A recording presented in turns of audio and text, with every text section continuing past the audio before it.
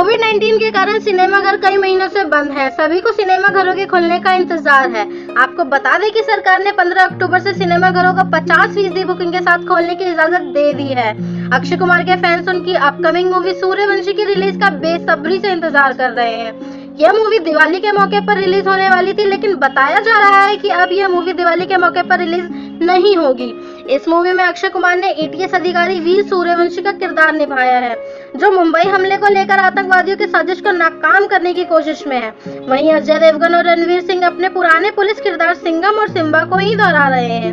वहीं अभिनेत्री कटरीना कैफ फिल्म में वीर सूर्यवंशी की पत्नी का किरदार निभा रही हैं। वह सूर्यवंशी के अलावा अक्षय कुमार जल्द ही Laxmi bomb, bell bottom, Raksha Bandhan, Prithviraj और बच्चन पांडे जैसी फिल्मों में दिखाई देंगे।